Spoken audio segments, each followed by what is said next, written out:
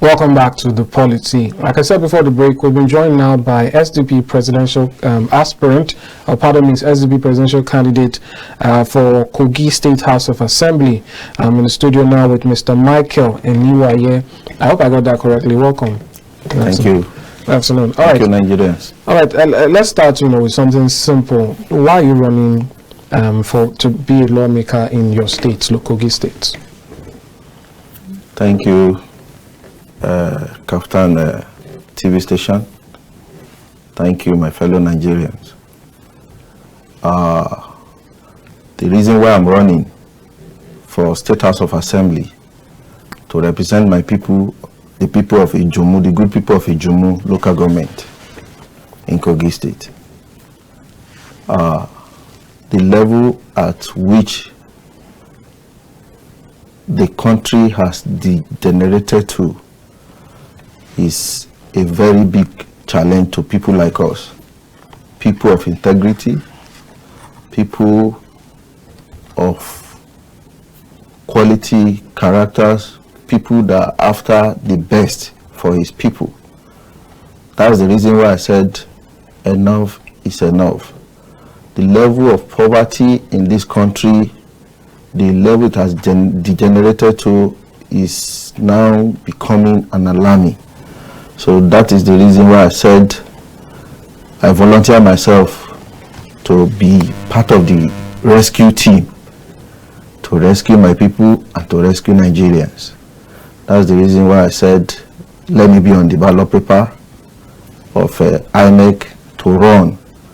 If I cannot rescue the whole country, if I cannot rescue Kogi State, at least I can rescue the people of my local government by giving them the right law that will promote them, that will promote the integrity of my people, and then that will at least, if we can eradicate poverty finally, at least we'll be able to reduce it to a BRS minimum. So that is the reason why I said, okay, let me volunteer myself to run to rescue my people. Thank you. All right. The question now is, tell us what's happening in your local government. What are obviously you're an indigene, so you know what's going on. What are the people crying out for? What do they need right now? Thank you, my brother.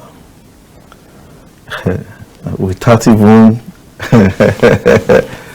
going too far, we all knew that even to have a 3 square meal now in this country is very, very difficult in so many families. Not to talk of how to fuel your car, not to talk about how to pay children's school fees.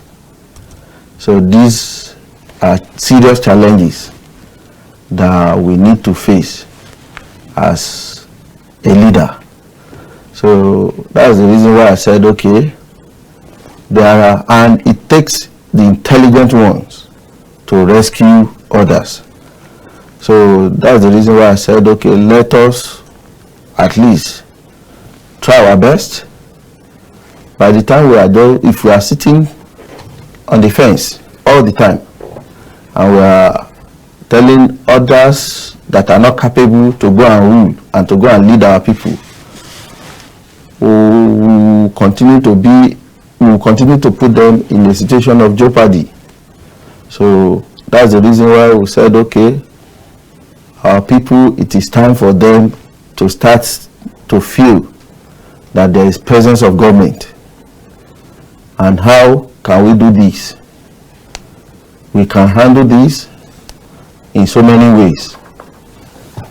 I have a plan to make sure that agriculture that we abandoned, we start to renew the system back into our daily life activities. And then not in the way that our forefathers handle agriculture. We need to handle it in a mechanized way. With that, at least we'll be able to feed ourselves as a local government, and as well feed the country. We will feed the country and feed Nigeria, and probably we might even export some food items out of the country from my local government. These are why me I'm coming on board, to let our people know that we have option. There are challenges, but we have solution to those challenges, and we will bounce back by the special grace of God. That's fair enough. I see a lot of planning there. So the question now is, as a lawmaker, how would you achieve some of this in terms of, I know that you also have an aspect of empowering your people and all that. So how would you be able to, join this together with your other duties of making laws and oversight function? Definitely, we are aware that there's always a grace for such avenue with the executives. So definitely, we will find a solution. We will find how to harness each other. We will find means of having a roundtable discussion with our executives, most especially my governor, so that we can give out leverages to our people, like loan, so that they can have access to loans to facilitate any agricultural, either in poultry farm or by producing tubers or whatsoever, or grain. So whatever anybody is interested in, we'll make sure there is a fund, and then we'll allow them to have access to either things that will make their produce to be very good, to yield properly. So that's the reason I said we need to have a good rapport with our governor, and then we'll make sure that we do laws that will favor our people to do more of agriculture. Just like our presidential candidate have said, His Excellency Honorable Adebowale Adebayo, as he always said, there are a lot of opportunities are in this country that people are not even harnessing very well, most especially the land, enough land that we have in Niger State. How are the Niger people, how are they utilizing the space of land that they have there? Likewise, my local government too is not, we have enough in Kogi State. As I'm talking to you now, if you are to drive along Kwara State, follow Kaba down to, as if you are going to Enugu, if I'm not mistaken, you might be driving inside Kogi State for like 6 hours or stopped. Kogi State will have a large space of land for any agricultural produce. These are the reason why we are focusing on this side, to penetrate the government and put the government on its toes, for them to know that it is time to work and it's no longer a joke. Thank you. That's fair enough. You already mentioned your candidates, but your presidential candidate, but before we head into that, let's talk now about your campaign so far. How are you reaching out to the people to let them know all of these you've mentioned and what you have in store for them? I say this, or let me add, I say this because, we see the bigger parties having crowds and pulling everyone, and sometimes people wonder, what about parties that are not, having such humongous crowds? What are they doing to reach the people? Thank you very much.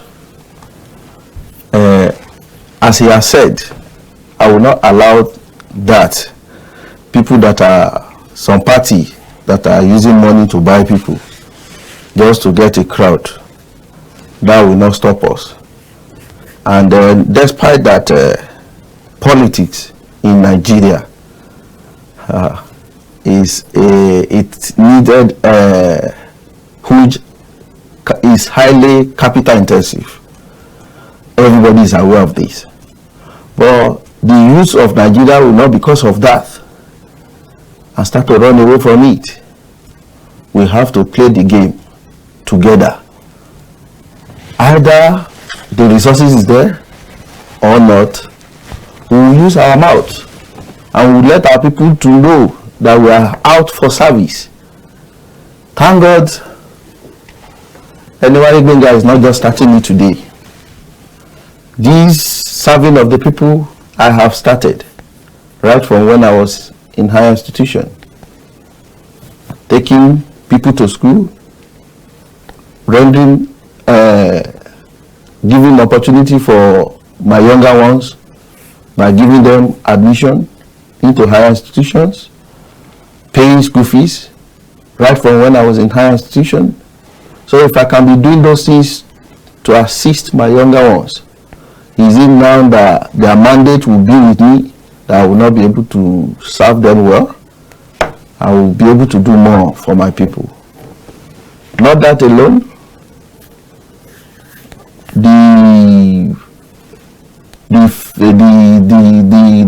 level we are in the country now, and the way the politician has turned everything into, by using their resources, by using our commonwealth to buy our people, to dance to their own tune, by voting their party or by voting their candidate. SDP is out, and they are not just coming out for the first time. If you go through our manifestos, right from when His Excellency Abiola was our flag bearer, we don't joke with education.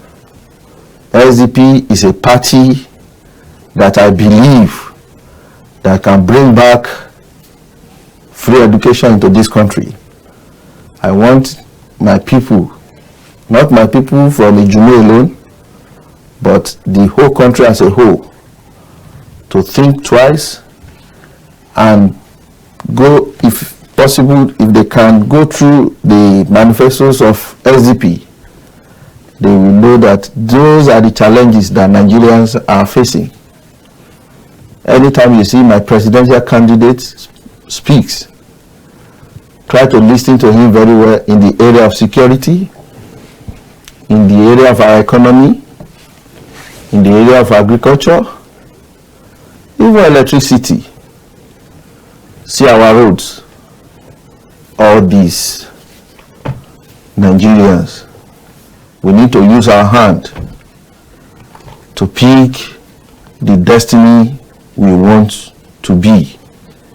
We have few days left for us to choose another set of administrative people to manage the affair of this country, to manage the affair of each state, and to manage the affair of our local government.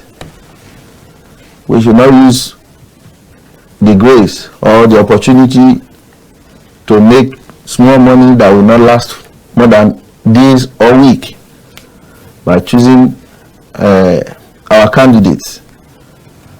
We should think of what they have been doing in the past, what they are doing to the people presently, and use it to judge what will happen ahead.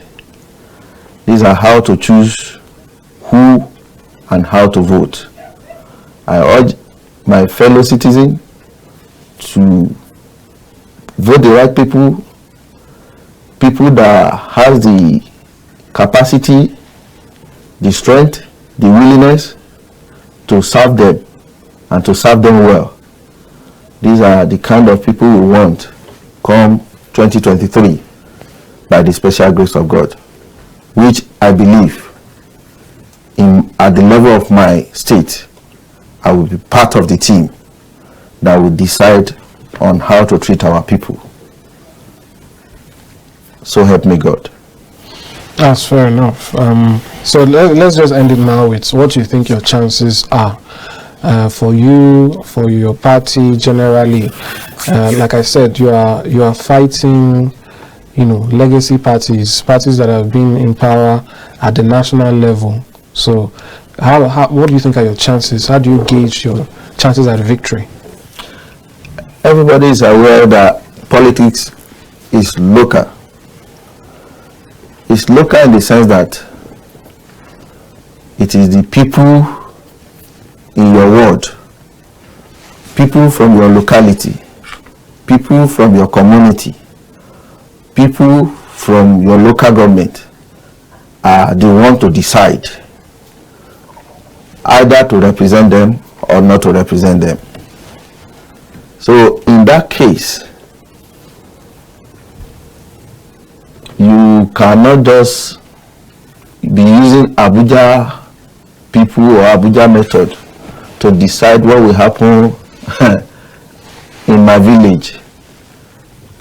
Ayetorogbede, Iyagbede, Ayegunlegbede, Ekinade, Iyara, Iyamoye. No, it is not done. You have to work. We have to put our houses together and then let our people know that it is no longer a joke. This time around, no one can say SDP is not popular. SDP has been existing for long. And not that alone, SDP has once won a presidential position in Nigeria before.